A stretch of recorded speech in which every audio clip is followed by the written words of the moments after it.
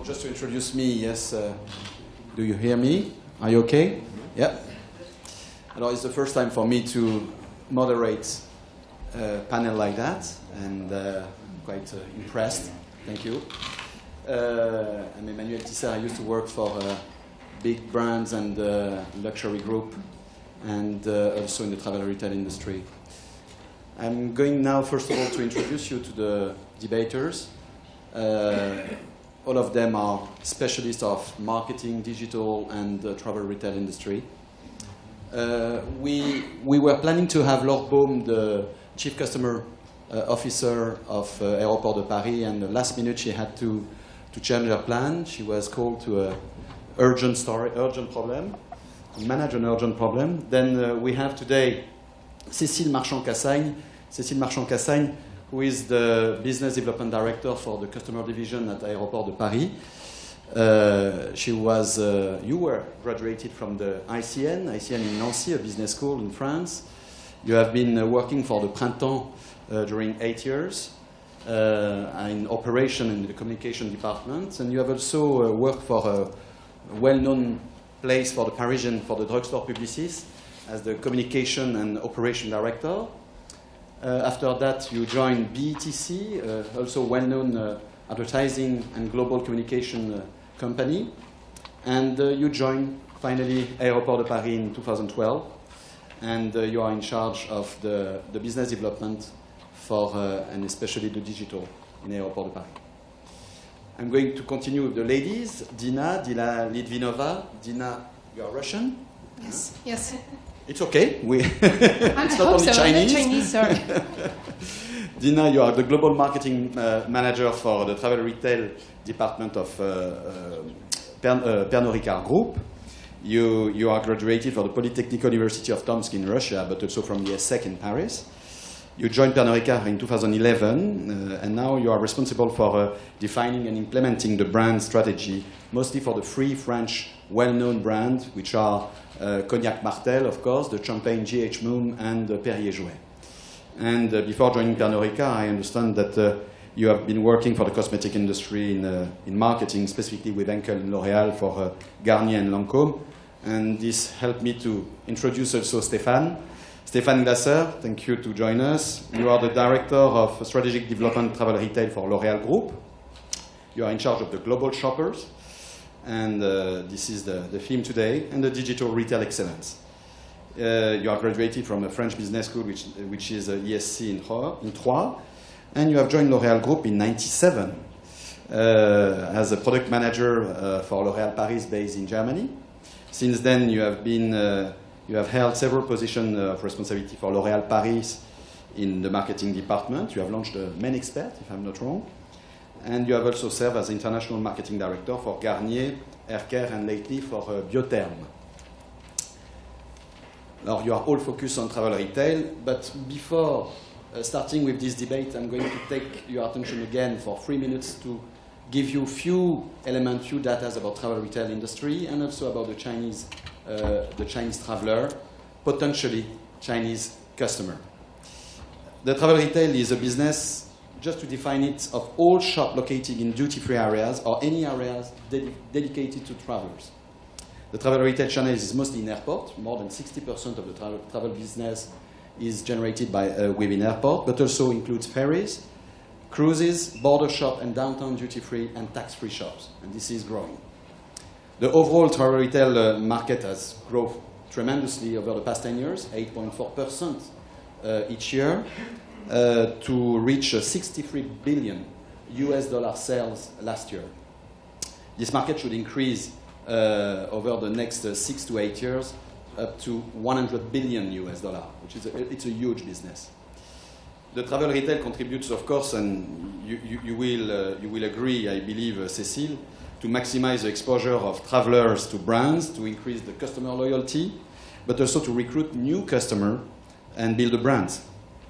Travel retail stores are ideally located, of course, to come into contact with highly qualified passengers, becoming customers. And, of course, explaining this phenomenon is definitively the explosion and the democratization of traveling. And this applies, of course, for the Chinese. About Chinese, according to the China Tourist Research Institute, there were 120 million last year traveling abroad China, outbound tourists. This means also more and more a big part of the overall tourism industry, because the number of international tourist arrivals worldwide in 2015 reached 1.1 billion visitors. And it should reach 1.4 billion within 5 years. Then it's a growing industry, a growing business, huge. Just to finish, to give you two more elements, the Crédit Lyonnais Securities Asia predict that the number of Chinese overseas trips will reach 200 million tourists within the next 5 years. It's huge. What you have seen, the number of Chinese you have seen, for example, in Paris, for those who live in Paris, is nothing compared to what you are going to see within the next 5 years. Just keep that in mind. Trips to countries outside Greater China, I'm talking outside Hong Kong, Macau, and China, of course, is going to grow by 16% over the next 5 years, year after year. And, of course, the main destinations are in Asia, but the European countries are growing fast. Now let's talk about the Chinese themselves, and this is going to help you to introduce these debates. The new outbound Chinese are not anymore shoppers only. They want to relax, they want to experience foreign cultures, they want nice environment. They don't go only to Galeries Lafayette, but they'll go also to Nice and Cannes. They want to visit, they want to enjoy. There are increasingly more important goals for Chinese tourists compared to the basic shopping, even for luxury goods.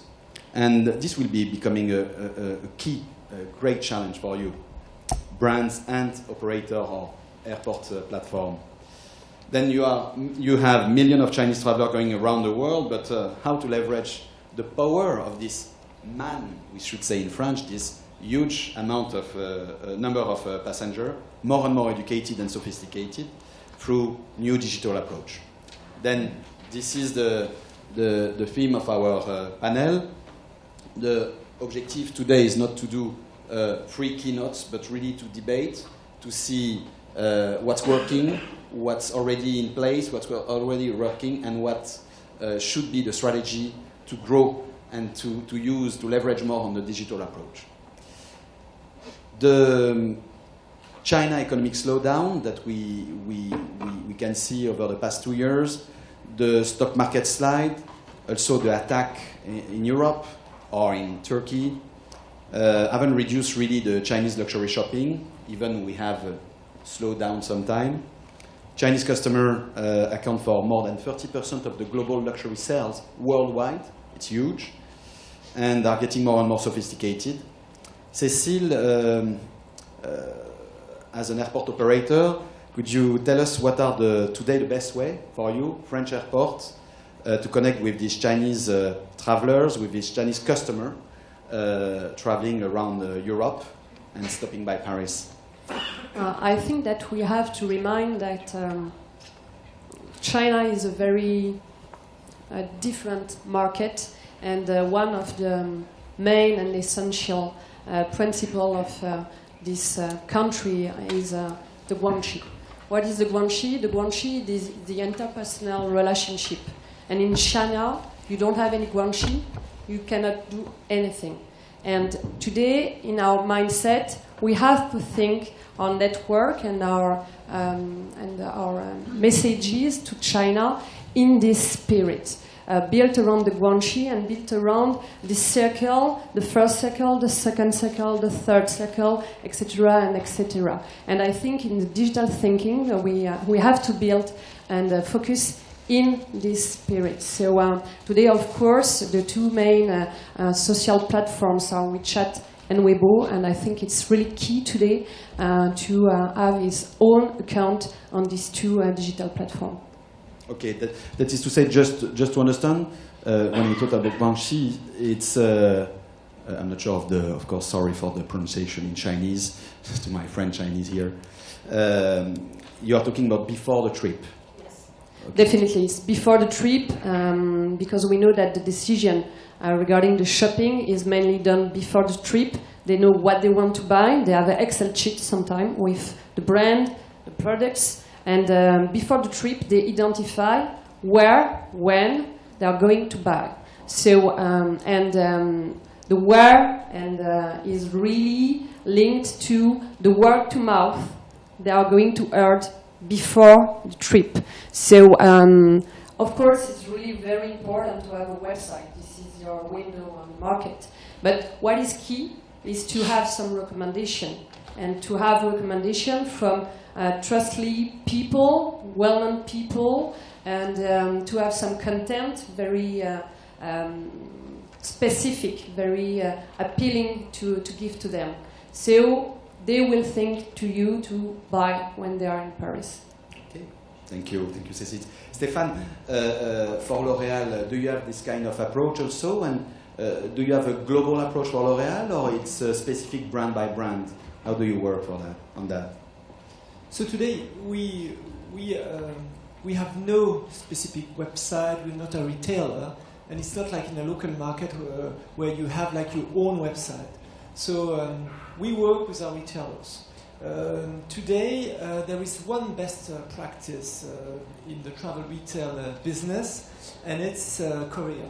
Because Korea, they created the pre-ordering, the click and collect in a more European word. And this is very interesting because you can prepare your shopping, and then you have an online experience and also an offline experience. And here we work very closely with our retailers. So as you were mentioning, we are working on doing early preference. So we have paid search, we have banners on travel websites, on trip advisors websites. We send information on key opinion leaders on WeChat. But you work by brand specifically? Yeah, by brand. So And you have difference between brands, like Kiehl's doesn't do the same thing as Lancôme? Yeah, exactly.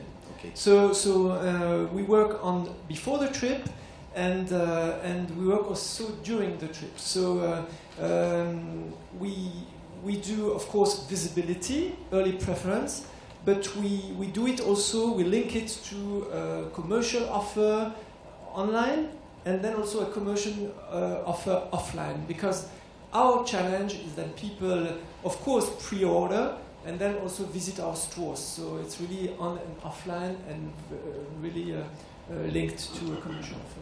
Thank you, Stéphane. I understand that it's a partnership between the brands and your retail operator that makes the story happen, and the election of your brands more than the other. Yeah, we're not here to build image. This is not travel retail. Travel retail is here to do business with our travelers. So the image building is done on the local market side. We are here to make the experience more efficient. Because at the end of the day, and even if they will have more time in the future, but our Chinese customers, the experience we have today is not a very good experience, and I think it's overall experience around the world, because when you take, for example, a Chinese coming to Europe, they visit 2 or 3 countries in 10 days, and you see the hurry they experience at Galeries Lafayette, for example. So we made some studies, and we see that they have like 6 minutes per counter when they buy. So at the end of the day, the experience of a Chinese today in a global shopper or in a travel retail shop is to have the list, sometimes it's digital, to try to find the reference in the store, and that's it. So with digital and with the Korean pre-ordering system, for example, you buy time. So the list is pre-order, click and collect, and then you have a lot of possibility to have another experience on store, because the list is already done. So this is the challenge. Okay, thank you. Just to think about, I'm thinking about a KPMG study that indicate that more than 45% of the Chinese luxury shoppers now buy more than 50% of their luxury goods online. Well, this is on domestic market. also, but does it apply on the travel retailer?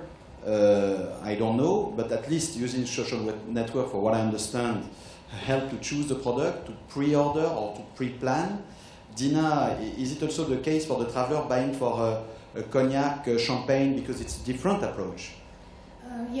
So regarding wine and spirits business, we have a similar situation here, because we know that only 26% of Chinese travelers enter a wine and spirit shop in travel retail, and ultimately only 7 to 8% would buy. So for us, Pernod Ricard it's key to actually to engage with the consumers pre-trip.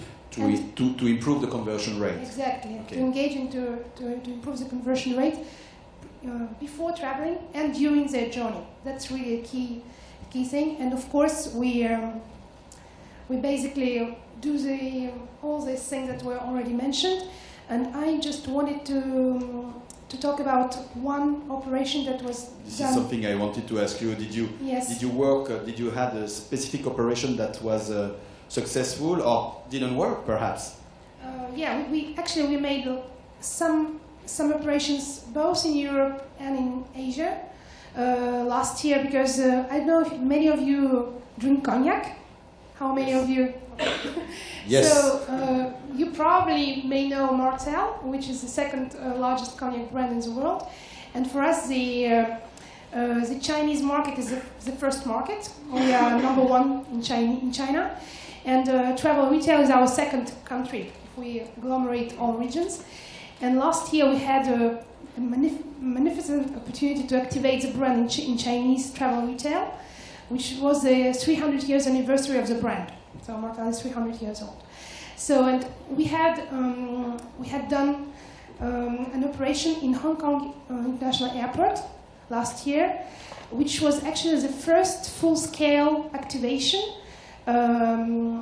building on the multiple touch points with the consumers, including, of course, the retail space. We had a pop-up space in Hong Kong airport. You did that with my former company, DFS? Yes, not to mention them, yeah. Thank you. Yeah.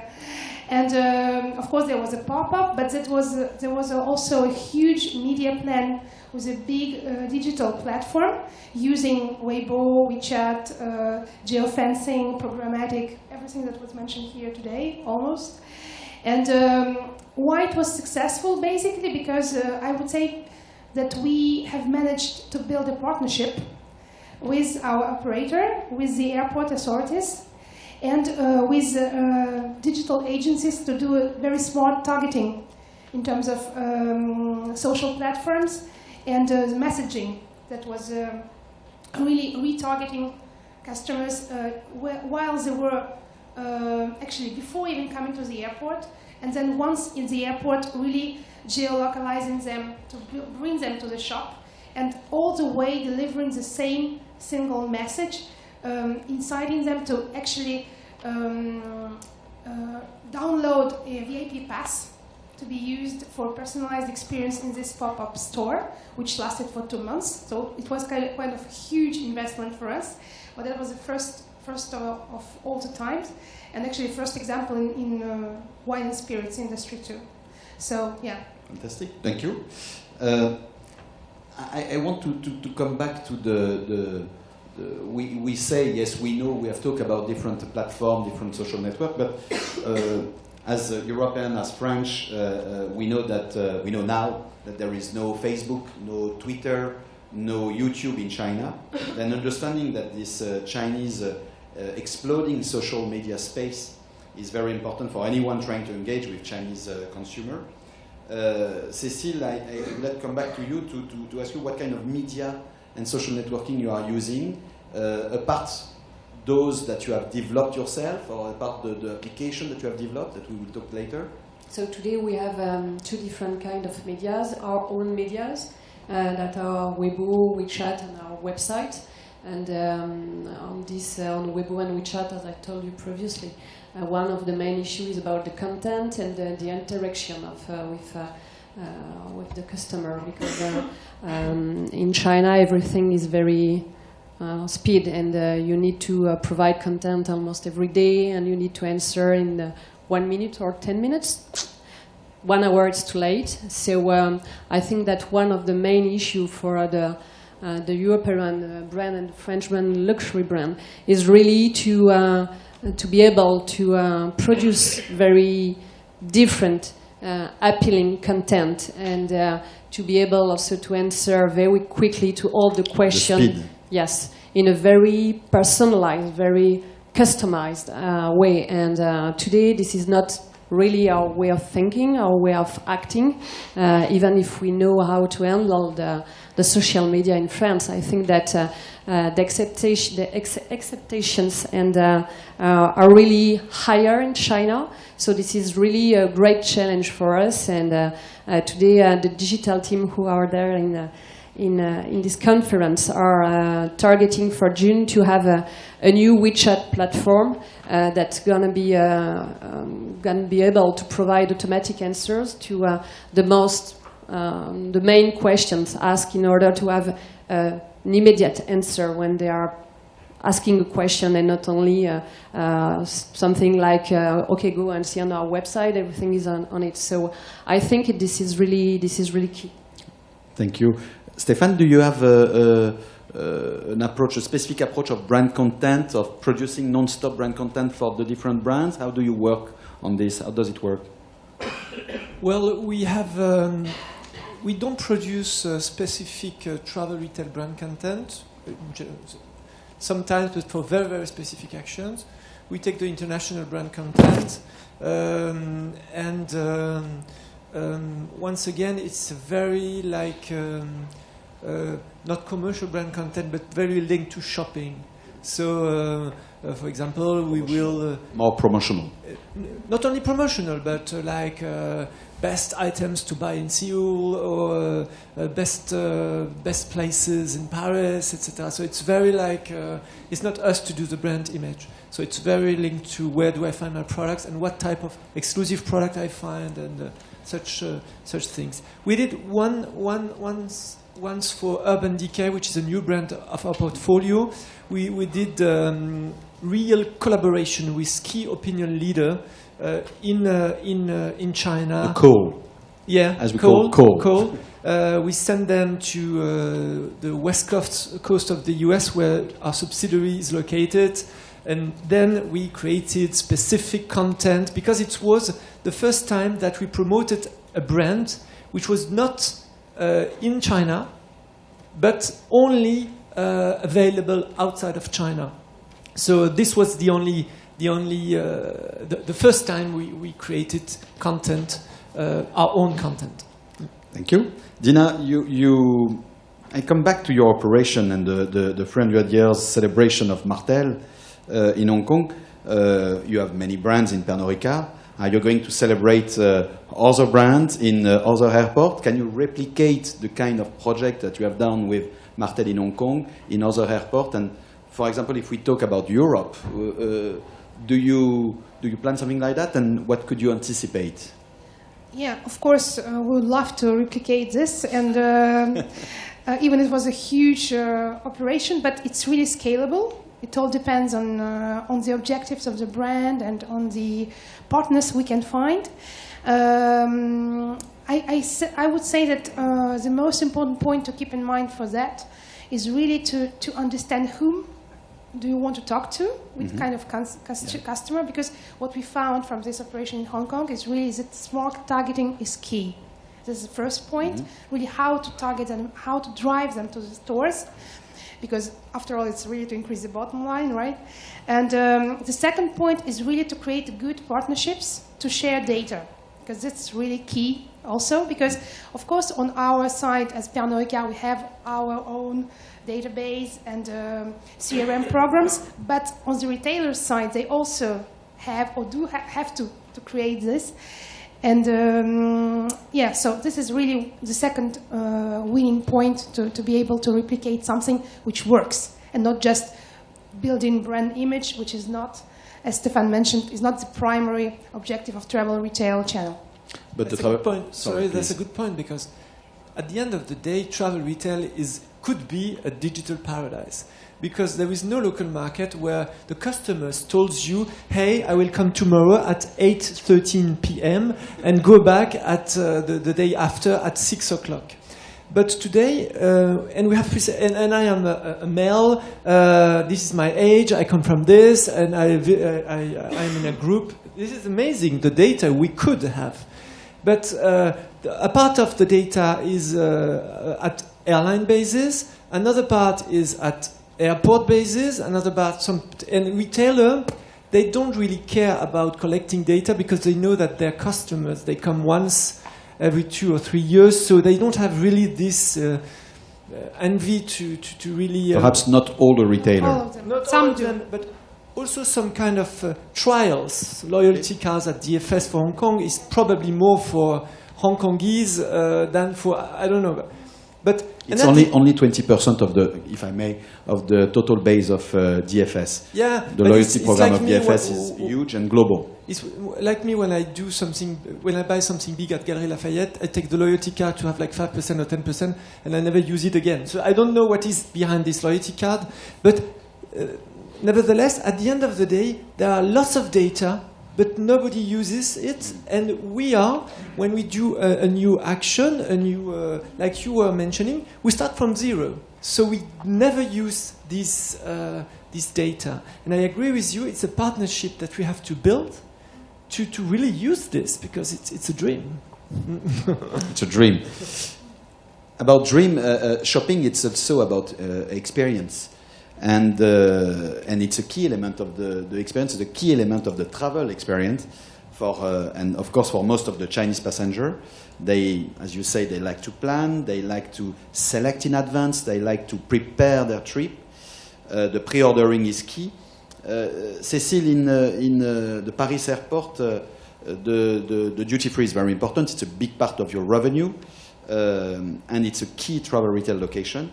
Do you already use the pre-ordering concept, the click and collect that we used to talk about for the Korean benchmark? Because Korea is definitively today a benchmark for the travel retail industry on this specific business.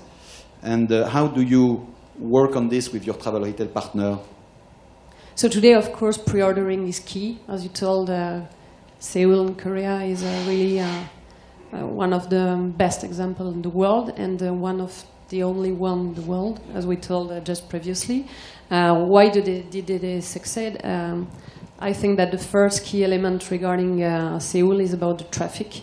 They have a traffic and an Asiatic traffic that are really dedicated to shopping. So and they really think a system that works and respond to this traffic. Regarding pre-ordering for Paris Airport, of course, we are wondering how to we can go in this way. And today, when we are benchmarking what all the other airports are doing, it's only kind of windows with a selection of brands, not the key one, and with a few products. It's like nothing, just saying, okay, we have some brands and we have 5 products. So I think that if we launch something, we need to have a real ambitious, and we need to be ambitious, and we need to have something like Seoul or nothing. And to have something like Seoul, our main issue is to convince the luxury brand to join the program. Because today the Chinese travelers are really involved in buying luxury brands. So if we want to launch something, we need to have the majors in the program, and we need to convince them to give a visibility on their stock, to give a visibility on their price, to give a visibility on their availability. Just one thing, if you don't mind if I interrupt you, it's because in the travel retail industry we used to separate the core business, which is the wine, spirit and tobacco, and the beauty business, with accessories, with luxury lifestyle brand, let's say, Dior, Chanel, etc. In the core business, you have also brands or some brands that are reluctant to share with you this kind of information? No, I don't think that the core business, maybe some key brands like Chanel or Dior will be kind of reluctant, but our issue today is not about the core business, because the passengers know that they're going to find core business at the airport. This category of products are historical category of products. So Absolutely. everybody knows that you're going to find cosmetics, perfumes, alcohols at the airport. Of course, we can go further. Of course, with pre-ordering, we are going to increase our market share. But today, our main issue is to increase our market share on the luxury brands. Because today, you know that you're going to find your perfume, your Chanel numéro 5 at the airport. You know that you're going to find it. Lancôme. But you don't know if you are going to find the it bag in this color you want to buy at the airport. So to secure your shopping, you're going to buy it Paris downtown. Because you are not going to miss it at the airport. This is the last chance. So the pre-ordering is key to increase the market share regarding the luxury brand. So that's why I'm telling you, okay, we can launch a window. Okay, but what's the point? The point is really to increase the market share of the luxury brand in the airport, and the pre-ordering is key for that. Stéphane, you have an idea about that? Yeah, I agree. I love your words like to secure your shopping, because it's true that today a Chinese coming to Paris, they don't know. Of course, they know they will find Chanel at the airport, but they don't know exactly the references.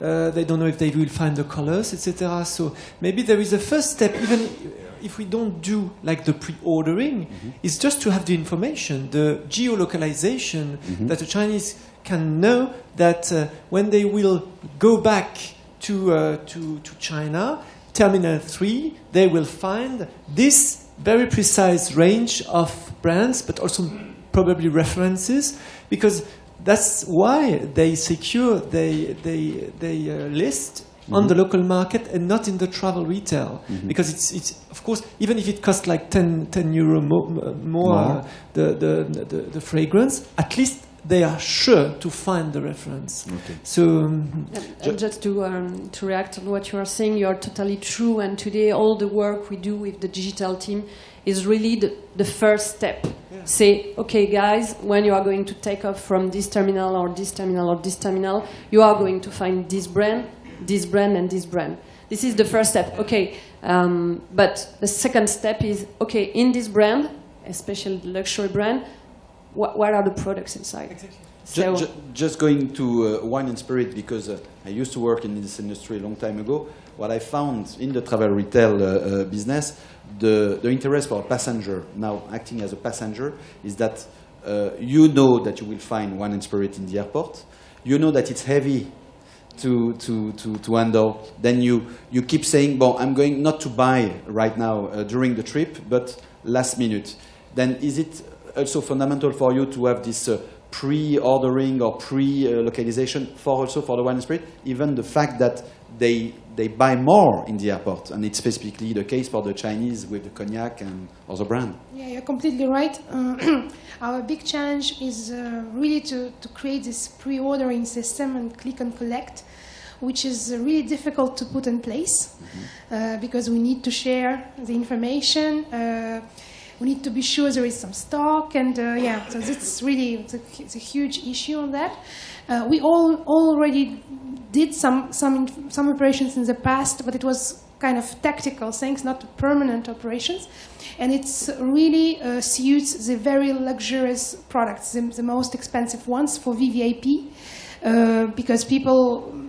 When you spend like 2,000 euro on a bottle of wine or cognac, you probably can spend 2,000 on a bag or whatever, and you don't want to be actually with all these packages, carrying them and be seen as when you're Chinese. Sometimes there is some other things coming into the context, but anyway, you just want to be like calm about this and just be able to be given a possibility to collect them from, or to be actually someone who will bring them to you to the plane. To the plane. Or after you you come to the destination. What you can find, for example, in the US or in some destination like Changi, for example. Yes, exactly.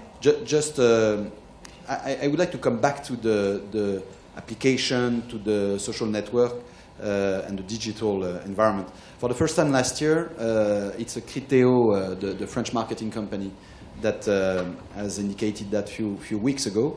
for the first time last year, it seems that application for purchasing have overtaken mobile browsers. And I would like to understand, Stéphane, if you have developed any specific application that could be charged by the passengers during their trip. Do you have no specific application for the brands? Because we work with retailers. And you expect them to provide this? Yeah. Yeah, and we will participate with them. Okay. But I don't believe in those specific applications for one brand, one destination, etc. It's good on a marketing presentation to say, hey, look what we do, etc. But at the end of the day, I don't think really... we have been in the same marketing presentation. Exactly. Yeah. So no, I think it's... if I would be a local market, I would do it probably. But we are 100% linked to a retailer. Do you agree with that? Yeah, because actually even according to the studies that are available to everyone, like customers are even more trustful into like applications which do not come from brands, but from some kind of trustworthy retailer or... We come back to the Guangxi. Yes.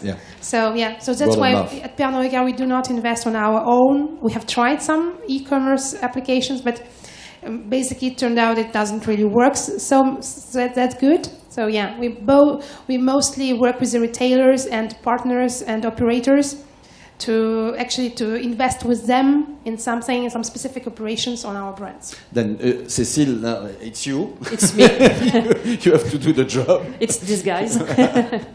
Yes, we have two applications as retailer and as an operator. We have one dedicated to the airport, where you're going to find a very convenient and useful information regarding your flight. Because your first concern when you are going to the airport is your flight, of course.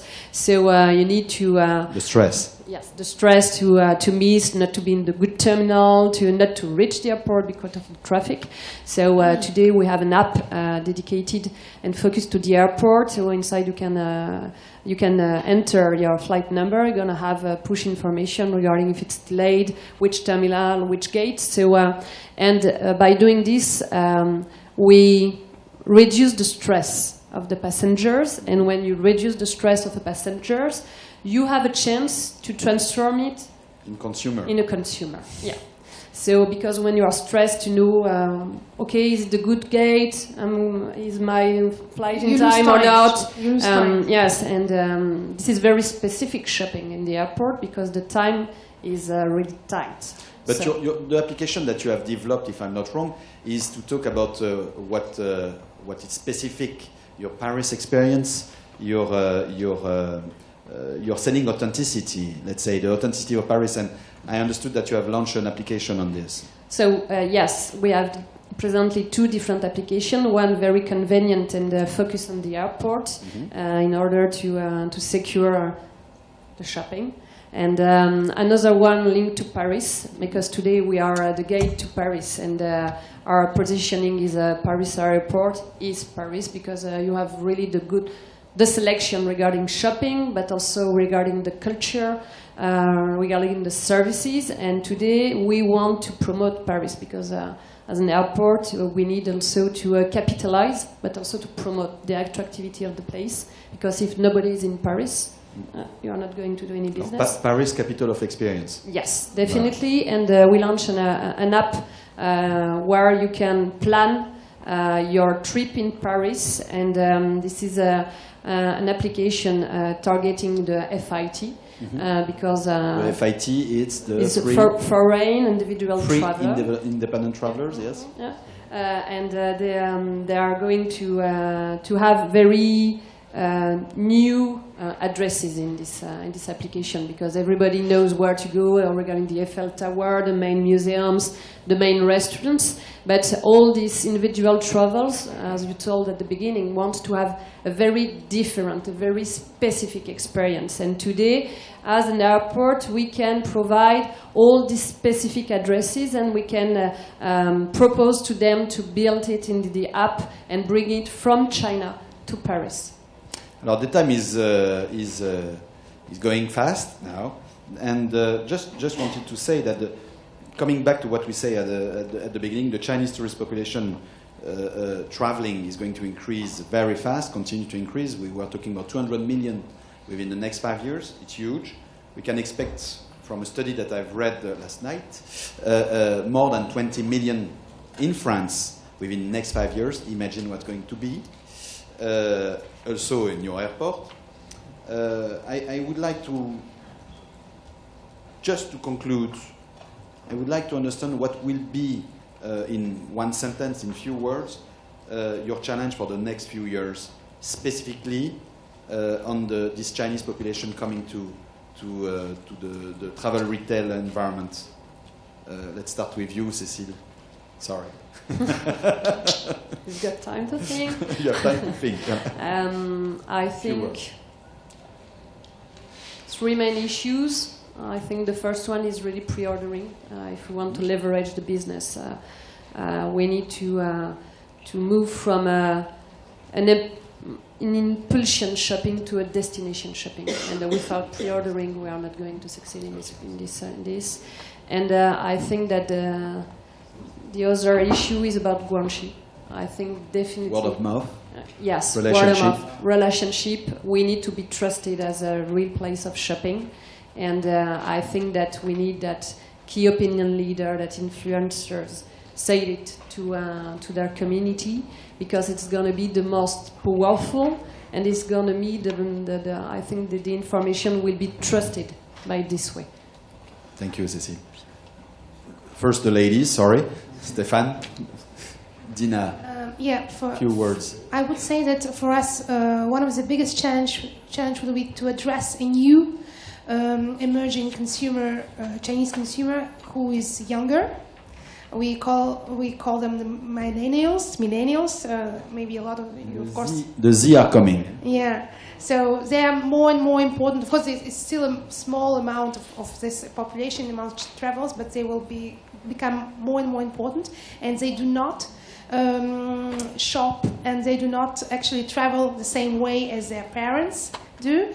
They do not necessarily enter the shops in travel retail. So how to address them, how to talk to them in a smart way, and how to make them consume our products in travel retail, that will be the biggest problem and biggest challenge. And the second challenge, I would say, how to deal with the global traveler, because they are becoming, even if, as you said, they travel mostly in Asian region, but they travel more and more internationally, and how to address this global traveler, global shopper, as you say, and to actually be present during the whole journey and with relevant messaging, and not be perceived as like an annoying brand with this advertising, but really how to target them in a smart way and to address their new passenger profile. Thank you, Dina. Stéphane, le mot de la conclusion. Conclusion sentence. We think that, of course, we do very big business with travel retail, but for us, it's really a way to recruit, a way to sometimes having a first contact between a brand and a consumer. And as we say in France, on a une bonne occasion de faire bonne impression. We have one occasion to impress people. We really believe in retail excellence and better experience. And digital will, if we do it right and if we collaborate all together, will give us a chance to transform the experience we have with our customers, which is like 6 minutes on a counter looking for a list, in a 6 weeks or 8 weeks relation. Before, during, after, with a more personalization, with beacon technology and all the other technologies. And also, I will give another image. It's not a flirt, it's a wedding that you're talking about. It wasn't what I want to say, from a flirt to a long-term story, because we are also interested after to collect data and to continue this wonderful story in the local markets. But this is another dream. Thank you very much. Then to conclude, it's all about the love story with our Chinese passenger. Yeah. Thank you to the digital. It's not only a cash machine. It has to be really seen as a first time or a very good experience with our brands, and it gives us lots of challenges in the brand selection, in the ranges, in the experience, not only digital but also physical. It's all to be built. Thank you very much. Thank you, ladies and Thank gentlemen. you. I'm looking at my boss to have 3 more minutes, perhaps. If you give me 3 more minutes to ask if you have 1 or 2 questions, no more. Some question? Digital, travel retail, cash, love story? Bernadette?